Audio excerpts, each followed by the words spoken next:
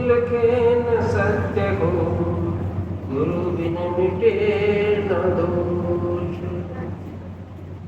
गुरुदेव भगवान कहते हैं जब हमारे शरीर में दोष भर जाते हैं, उन दोषों को हम मिटा नहीं पाते या हम सत्य वचन नहीं बोल पाते, तो ये केवल और केवल गुरु नाम सुमरने से हमारे सारे शरीर के दोष मुक्त हो जाते हैं। बोलिए गुरुदेव भगवान की। गुरुदेव भगवान कह रहे हैं ये जो पितृ पक्ष चल रहा है, इसी का वर्णन आजकल चल रहा है, क्योंकि ये हमें मनाना चाहिए। सनातन धर्म है, सनातन के अंदर हर प्रकार के देवी देवता की पूजा पाठ होती है। तो इनका भी एक समय आता है, जैसे पितृदेव का समय चल रहा है, श्राद्धों में 14 दिन की अनुष्ठान पूजा, हर तरह के लोग अलग अलग ढंग से इनको रखते हैं। गुरुदेव भगवान कहते हैं कि अमावस्या के दिन हम भोजन निकालते हैं, महीने में एक बारी, महीने में केवल एक बारी अमावस्या के दिन भोजन निकालते हैं। जो हमारे पितृदेव इस दुनिया को छोड़कर चले गए हैं, क्या वो खुश रहते हैं या उनका पेट भरा रहता है? हाँ, क्योंकि पितृदेव में कहते हैं गुरुदेव भगवान, जो पितृलोक होता है उसमें एक दिन एक महीने के बराबर होता है। हम हर अमावस्या को जो भोजन निकालते हैं एक व्यक्ति का, तो वो हमें उनको पितृदेव भगवान को मिल जाता है। रोज रोज करने की नहीं, उनके लिए रोज हर रोज प्रतिदिन भोजन मिल जाता है, क्योंकि एक महीने में एक बारी उनका दिन होता है यहाँ के हिसाब से। बोलिए गुरुदेव भगवान की जय। कहते हैं गुरु जी कि पितृदेव कैसे कार्य करते हैं हमारे, ये हमारे मीडिएटर होते हैं, बीच में होते हैं, मरने के बाद भगवान के चरणों में चले जाते हैं। जब उस परिवार पर कष्ट आता है तो भगवान से अर्जी लगाते हैं कि भगवान मेरे बच्चे हैं, किसी न किसी रूप में वहां पर मेरी आत्मा रही है, उनको थोड़ा सा देखो और शक्ति प्रदान करो, क्योंकि वो दुख, जिस दुख में वो जी रहे हैं उस दुख को मैं देख नहीं सकता। ये बार बार आराधना करने से भगवान के सामने से जब वो पितृदेव उनकी सुन लेते हैं तो उस घर पर, उस व्यक्तियों पर अपना आशीर्वाद भगवान बनाए रखते हैं। कह दो जय माता दी। तो प्यारे, छोटे छोटे नियम और कर्म से करके हम अपने सभी देवी देवता को खुश रख सकते हैं। गुरुदेव भगवान कहते हैं इस पक्ष काल में या जो भी चला हुआ है या जैसा भी कार्य हम करते हैं, जो आस्तिक इंसान होते हैं, जो दया भाव में विश्वास रखते हैं, जीव में विश्वास रखते हैं, हमें कुछ नियम अपनाने चाहिए। जैसे प्रतिदिन गाय को भोजन देते हैं, एक रोटी निकालते हैं, कहते हैं गाय को हम भोजन देते हैं, हरा घास देते हैं, एक रोटी देते हैं, या यथाशक्ति अनुसार गाय का दान हम निकालते हैं, ये भी उनको मिल जाता है और ये देवताओं को भी मिल जाता है। क्योंकि कहते हैं गाय के अंदर 33 कोटि प्रकार के देवी देवता विराजमान रहते हैं, सभी देवता विराजमान रहते हैं। जिस भी भाव से आप गाय को भोजन दोगे, जिस भी देवता का नाम सुमरण करके गाय को भोजन दोगे, तो वही देवता स्वीकार करेगा। कह दो जय माता दी। तो ये भी नियम से एक गाय की रोटी प्रतिदिन निकालें, ये भी हमारे पुण्य कार्य में जुड़ जाती है। और एक रोटी कुत्ते की निकालें, क्योंकि जो कुत्ता होता है वो यमराज का मार्गदर्शन करता है। यमराज जब चलता है उसके आगे आगे चलता है। जब यमराज चलता है तो वो स्वयं काल होता है। काल का प्रतीक कुत्ते को माना गया है। एक रोटी इनको देने से भी काल भी हमारे लिए शांत हो जाता है। इसीलिए प्रतिदिन एक रोटी कुत्ते की भी निकाले। कह दो जय माता दी। और जैसे ये चला हुआ है अमावस को या पितृ पक्ष में कौवों को भी खाना खिलाना चाहिए, छत पर अपने रख देना चाहिए रोटी के 16 हिस्से करके। उनसे भी कहते हैं कौवा जो होता है वो मिल बांट कर खाता है, आधा छोड़ता है आधा खाता है। लेकिन कौवा एक कार्य और करता है शास्त्रों के अनुसार, केवल यही एक ऐसा पक्षी है जो पितरलोक में आ सकता है और जा सकता है, इसीलिए सबकी खैर खबर ये दे देता है, इसीलिए कौवे को खाना खिलाते हैं पितर पक्ष में। कह दो जय माता दी। और चींटियों को भोजन कराना, जो ये चींटी होती हैं जिनको गिरनाल बोलते हैं, इनको भी बहुत सारे लोग भोजन कराते हैं, आटा और मीठा मिलाकर। कुछ लोग तो जेब में रख लेते हैं, जहां भी दिखाई दे वहीं डाल देते हैं। इनको भोजन कराने से हमारे घर में सुख और समृद्धि आती है, क्योंकि थोड़े से भोजन खिलाने से, केवल एक मुट्ठी आटा और चीनी खिलाने से सैकड़ों आत्माएं जो गिरनाल होता है उसमें भोजन ग्रहण कर लेती हैं, और इतनी सारी आत्माएं हमें दुआ देती हैं तो वो कई गुना बढ़कर हमारे जीवन में वापस आ जाती है। कह दो जय माता दी। और इसी प्रकार गुरुदेव भगवान कहते हैं अग्नि को दिया गया भोजन, जैसे हम हवन कर रहे हैं, उसके अंदर जितनी भी आहुति डालते हैं या मेवा मिष्ठान डालते हैं या भोग प्रसाद डालते हैं, ये भी स्वयं भगवान को प्राप्त हो जाते हैं। कहते हैं कि भगवान के 2 मुख होते हैं, एक तो ब्राह्मण का मुख और दूसरा अग्नि मुख। अग्नि के द्वारा दिया गया सारा भोजन, किसी भी प्रकार का 56 भोग, वो भगवान को प्राप्त हो जाता है। हवन में जो भी हम देते हैं, हवन में जितना भी भोग प्रसाद हम देते हैं वो भगवान को मिल जाता है। और ब्राह्मण को जो खिलाया गया भोजन वो भी किसको मिल जाता है? भगवान को। कहते हैं कि ब्राह्मण का मुख और भगवान का मुख एक बताया गया है शास्त्रों में। कहते हैं जब ब्राह्मण को हम भोजन करा रहे हैं और उसकी आत्मा तृप्त हो जाए, वो बोले कि ऐसा सुंदर भोजन मैंने कहीं नहीं खाया, तब ये बोले बड़े प्रेम से कराया गया भोजन, तो वो स्वयं भगवान ग्रहण कर लेते हैं, क्योंकि उन्हीं के मुख से ब्राह्मण उत्पन्न हुआ है। कह दो जय माता दी। तो प्यारे, इनकी महिमा बड़ी अलग है। हमारे सनातन धर्म में सभी देवी देवता का, भाई बंधु का, सबका सम्मान किया जाता है। सारे देवता हमारे पूजनीय हैं और प्रत्यक्ष में है। हर देवता का हमारे पास आशीर्वाद होना चाहिए, क्योंकि जैसे जल देवता है, अगर जल की हम आराधना नहीं करेंगे, उसके पीने से हमारे शरीर में कोई कार्य ना होगा। अगर उनको देवता और चरणामृत के थ्रू अगर हम पीते हैं, उनका मान सम्मान करके हम पीते हैं, तो हमारे शरीर में बहुत सारा कार्य हो जाता है। कह दो जय माता दी। तो गुरुदेव भगवान कहते हैं कि जो ये पूजा पाठ करते हैं, हम पितरों का तर्पण करते हैं, ये भी घर पर नहीं करना चाहिए।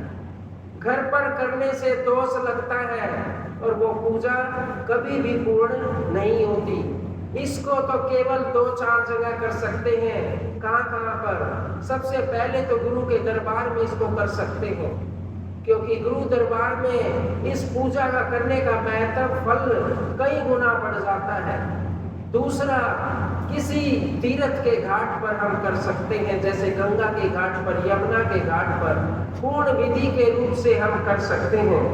लेकिन गुरुदेव भगवान कहते हैं अगर हम गंगा के घाट पर इसको करने जाते हैं, सबसे पहले गंगा के बारे में हमें जानना चाहिए।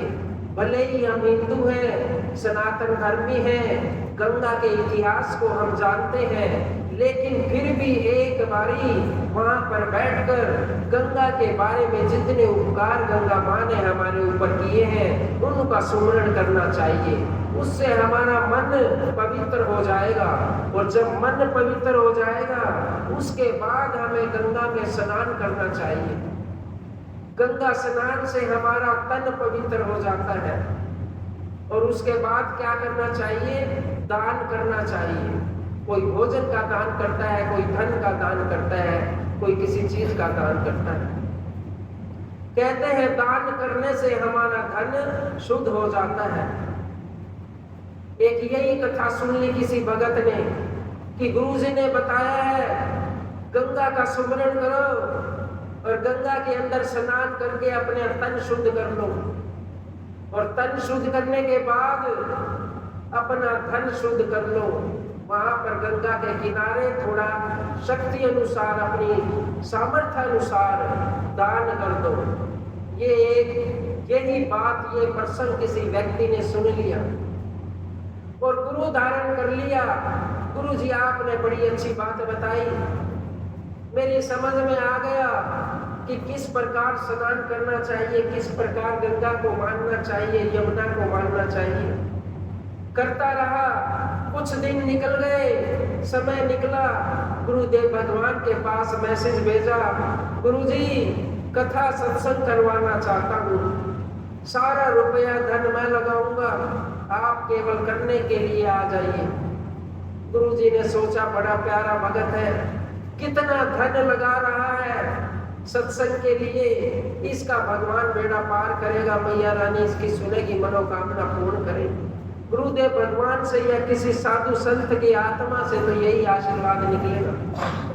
चले गए करने के लिए और पूछा कि बेटा सारा धन की व्यवस्था तुमने की है?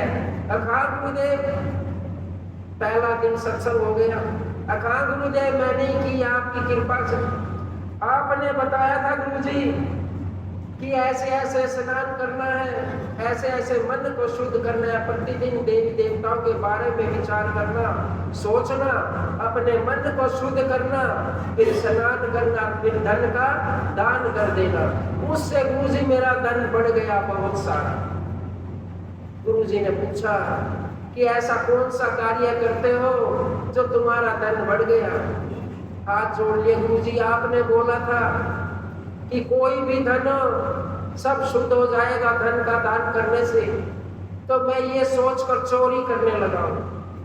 बहुत घरों में चोरी की, बहुत सारा धन इकट्ठा कर लिया, लेकिन उसका कुछ अंश दिन प्रतिदिन जैसे सत्संग में लगा दिया, भंडारे में लगा दिया और दान कर दिया। उससे मेरा धन और कारोबार और बढ़ गया। गुरुजी सोचने लगे ये ज्ञान कहाँ से प्राप्त किया तुमने कि चोरी करो और उस धन को सदुपयोग कर दो, भंडारे में लगा दो, सत्संग में लगा दो।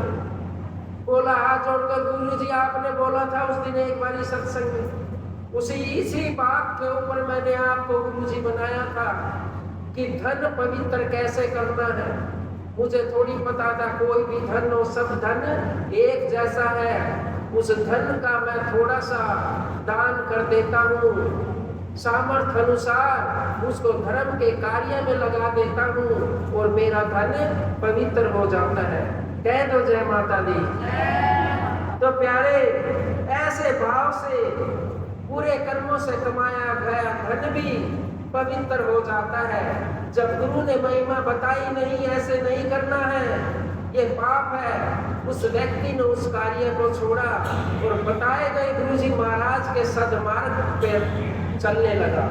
तब जाकर उस व्यक्ति का भव से पार हुआ, क्योंकि गुरु की बात सुमरण करके ही ये कार्य किया था। भले ही सोच और विचार पूरा ना कर पाया, गुरु से दोबारा बात ना कर पाया, अपने मन से इस प्रकार का धन का किया और उसी में से दान किया, तो भी उसका बेड़ा पार हो गया। कह दो जय माता दी। तो प्यारे, इनकी महिमा बड़ी निराली है, बड़ी विचित्र है। तो प्यारे, जो ये पितरों का वर्णन गुरुदेव भगवान बता रहे हैं, आज अगर सोचा जाए तो इन्हीं की वजह से ये धरती चल रही है। जो ये कथा और सत्संग मैं आपको बताने जा रहा हूँ, ये मेरा अपनी तरफ से कुछ नहीं है, ये सब का सब गुरुदेव भगवान का, और जो शास्त्रों में लिखा है वो मैं आपको बता रहा हूँ। आदि अनादि काल में जब ये धरती नहीं बसी थी, यहाँ पर आदमी नहीं रहते थे, हर बारी भगवान ने इस धरती को बनाया, यहाँ पर आदमी पैदा किए अपनी शक्ति से, लेकिन सभी ने भगवान का गुणगान किया और चल बसे। ये धरती नहीं बनी। तो उसी समय की एक बात है कि राजा, एक रुचिर नाम के राजा थे। जब इस धरती का निर्माण हुआ, देखिए कैसे हुआ। रुचिर नाम के एक राजा थे, वो राज करते थे, भगवान की बनाई गई माया से सभी लोग रहते थे, लेकिन गृहस्थी कोई नहीं करता था, सभी क्या करते थे, पूजा पाठ तब। अब राजा के मन में भी यही विचार आ गए, क्योंकि ऐसा ही भाव था कि मैं क्या करूंगा इस राजपाट का, क्या मुझे जरूरत, मैं भगवान का नाम क्यों ना ले लूं, यही मेरे लिए अच्छा होगा।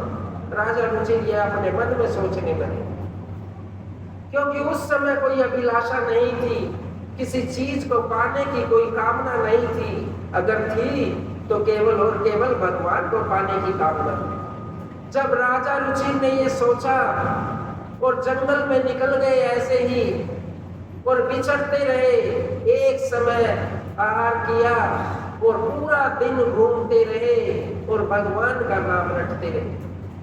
बहुत दिन हो गए घूमते घूमते, ऊपर से पितृदेव आए, उनसे मिले। एक दिन साधना में बैठे थे राजा रुचिर और पितृदेव आए और बोले, राजा रुचिर कौन हो तुम आत्माएं जो मुझसे मिलने के लिए आए और अपने दर्शन तुम्हें दिए हैं।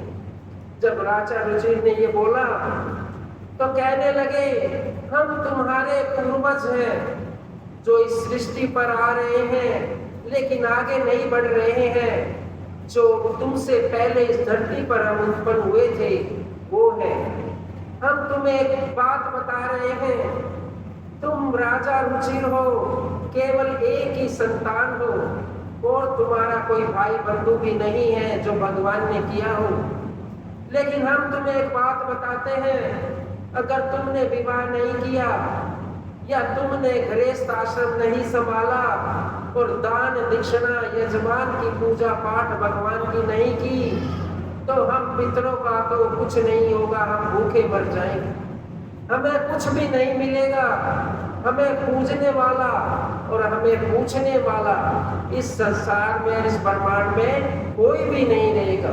ऐसी वार्ता करने लगे और कहने लगे कि तुम कुछ भी करो, जाओ दोबारा से राजपाट संभालो और गृहस्थ में आ जाओ, शादी कर लो, विवाह कर लो, जो उससे संतान पैदा होगी वही तुम्हारे इस धर्म के कार्य को संभालेगी। पितर तर्पण तो वही करेगी जो आने वाली संतान है। तुम बिना संतान के मर गए, इस दुनिया से चले गए, तो हमें कौन पूछेगा। कह दो जय माता। तो ऐसा विचार राजा रुचिर के सामने पितृदेव भगवान बता रहे हैं पूजा पाठ करते समय। जब ये सृष्टि नहीं बनी थी, बहुत समझाया। राजा रुचिर ने कहा, क्यों मेरी तपस्या भंग कर रहे हो, मैं तो भगवान का नाम ले रहा हूं और तुम्हें अपनी पड़ी है। कहने लगे कि हम एक नहीं हैं, अनेक हैं, हमारी सदगति, हमारी गति वो भी तुम्हारे पूजा पाठ से ही संभव होगी। जब तुम हमारा तर्पण करोगे, तुम हमारी पूजा अर्चना करोगे, तब जाकर हमारी कहीं मुक्ति होगी। इस मुक्ति के यत्न को पाने के लिए हम तुम्हें सुझाव दे रहे हैं कि तुम अपना विवाह करो और संतान पैदा करो। जो तुम हमारा क्रियाकर्म करोगे या पितृ तर्पण करोगे, उसी से हमारी मुक्ति संभव होगी। कह दो जय माता दी। ये सुनकर राजा रुचिर बोले कि मैं अब बूढ़ा हो गया हूँ तपस्या करते करते, कौन मुझसे शादी करेगा, कोई फायदा नहीं है, जो ये चक्कर था ये यहीं पर रुक जाएगा। पितरों ने कहा, जो आत्मा रूप थे उन्होंने बोला कि एक काम करो, तुम ब्रह्मा जी का पूजा करो, उनकी तपस्या करो, उनसे वरदान लो, क्योंकि सृष्टि के रचयिता वही हैं। अगर वो वरदान दे देंगे तो तुम्हें फिर से नौजवान बना देंगे और तुम्हारी शादी भी होगी और हमारा भी कार्य हो जाएगा। कह दो जय माता दी। जब ये बोला तो राजा रुचिर के मन में ख्याल आया कि मैं केवल अपने लिए जीने का प्रयत्न कर रहा हूँ, मैंने अपने पूर्वजों के बारे में या किसी व्यक्ति के बारे में नहीं सोचा। क्यों ना मैं इन आत्माओं के बारे में भी सोचूं जो उन्होंने मुझे बोला है। और ब्रह्मा जी की तपस्या करने लगे। 100-200 साल बीत गए, सतयुग का समय था, 100-200 साल बीत गए, तब जाकर ब्रह्मा जी प्रसन्न हुए। ब्रह्मा जी के सामने सारी बात बताई राजा रुचिर ने कि ऐसा ऐसा है भगवान। और फिर से ब्रह्मा जी ने उनको जवान बना दिया दोबारा से और कहने लगे एक काम करो, मेरी पूजा आराधना कर ली, मैं तुम्हें खाने का दे सकता हूँ, जवान बना सकता हूँ, लेकिन फिर से तुम उन आत्माओं की तपस्या करो, उनको सिद्ध करो, उनको खुश करो, वही तुम्हें वरदान देंगे दोबारा से। कह दो जय माता दी। फिर से राजा रुचिर तप में लग गए उन आत्माओं को मनाने के लिए जो उनसे मिली थी। जब दोबारा प्रसन्न हुए और आए तो बोले कि पितृदेव, तुमने जो आशीर्वाद दिया वो बिल्कुल सही था और ब्रह्मा जी ने मेरा ये काम कर दिया, लेकिन उन्होंने ही बोला है कि आप ही अपनी माया से कोई सुंदर स्त्री बनाएंगे, उसी से मेरा विवाह होगा, तब जाकर ये सृष्टि चलेगी। पितृदेव ने जो आत्मा रूपी थी उसके इर्द गिर्द थी, उन्होंने अपना हाथ घुमाया, वहां पर एक सुंदर सी कन्या बना दी और कहा जाओ इनसे विवाह करो और अपना राजपाट संभालो, गृहस्थी करो, फिर जाकर ये सृष्टि चलेगी। ऐसा ही किया, विवाह किया, जो उन्होंने अपनी माया से एक सुंदर कन्या बनाई थी। जब राजा रुचिर ने गृहस्थी की तो एक बड़ा सुंदर बच्चा पैदा हुआ, लड़का, उसका नाम था राजा मनु। इस धरती का सबसे पहला व्यक्ति राजा मनु हुआ है जो गृहस्थी से आया था इस संसार में। वो किन के आशीर्वाद से आया था? पितरों के आशीर्वाद से। किन के आशीर्वाद से? भगवान के आशीर्वाद से आया था इस धरती पर। राजा मनु जी हुए प्रथम व्यक्ति संसार में। जितने भी इससे पहले व्यक्ति जन्मे थे वो सब भगवान के माया से जन्मे थे, गृहस्थ से नहीं थे। केवल गृहस्थ से राजा मनु जी पहले हुए, जिन्होंने सभी पितरों का अनुष्ठान किया, उनकी सदगति कराई। उसी दिन से ये पितृ पूजा आरंभ हुई। कह दो जय माता दी।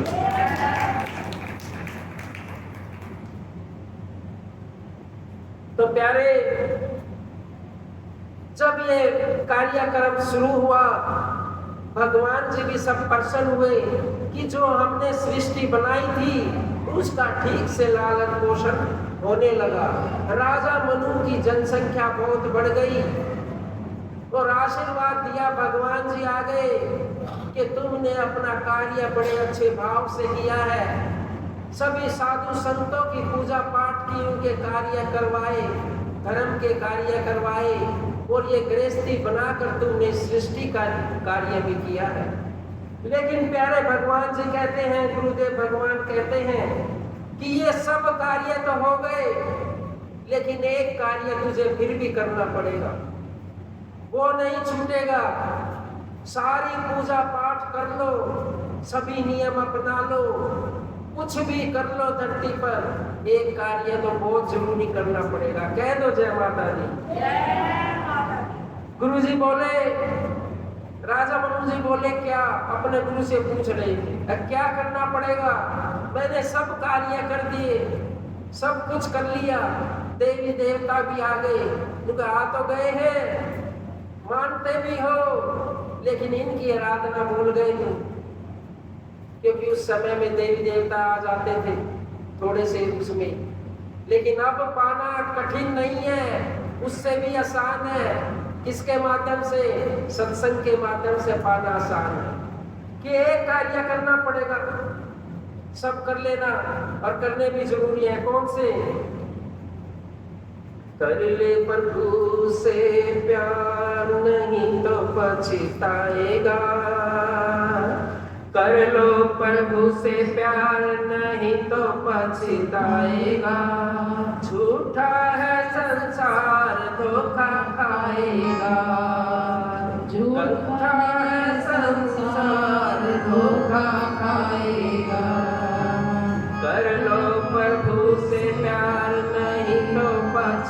जाएगा। झूठा है संसार धोखा खाएगा। झूठा है संसार धोखा खाएगा। कर लो प्रभु से प्यार नहीं पर पछताएगा। झूठा है संसार धोखा खाएगा। भगवान जी कहते हैं कुछ भी करना, लेकिन प्रभु से प्रेम मत छोड़ना, गुरु से प्रेम मत छोड़ना। क्यों? कहते हैं किसी भी मुसीबत में फंस जाना कौन निकालेगा? गुरुदेव भगवान निकालेंगे तुम्हें आकर। जब गुरु से तुम प्रेम नहीं करते और किसी मुसीबत में फंस गए तो प्यारे निकालेगा कौन? कोई नहीं निकालेगा। कह दो जय माता दी। कर लो प्रभु से प्यार नहीं तो पछताएगा। झूठा है संसार धोखा खाएगा। कर लो प्रभु से प्यार नहीं पछताएगा। झूठा है संसार धोखा खाएगा। कर लो प्रभु से प्यार नहीं पछताएगा। झूठा है संसार धोखा खाएगा। झूठा है संसार धोखा खाएगा।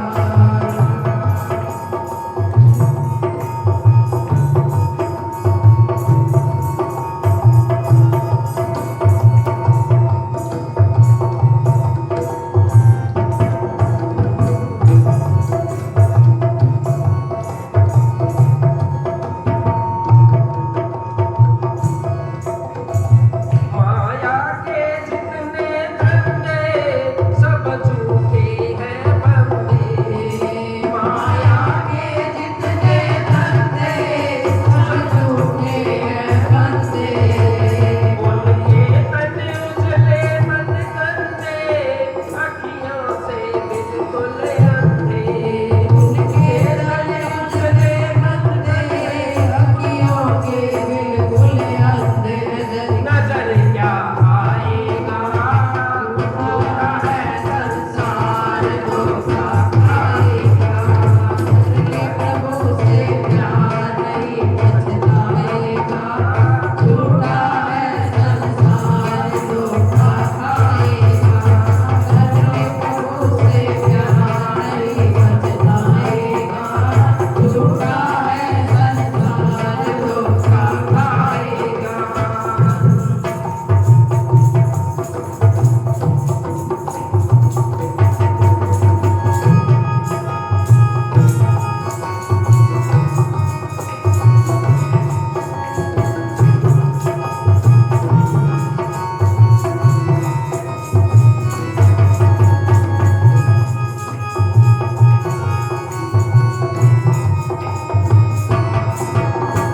मात पिता सुखदारी, मतलब की रिश्तेदारी। माता पिता सुत नारी, मतलब की रिश्तेदारी। जब पैसा धन हमारे पास होता है, रिश्तेदारी भी दूर दूर से आके बताती है कि ये मेरा रिश्तेदार है, और मित्र कितने बन जाते हैं, समझ से बाहर हो जाते हैं, लाखों बन जाते हैं। लेकिन प्यारे, टूट जाता है वो रिश्ता जब गरीबी में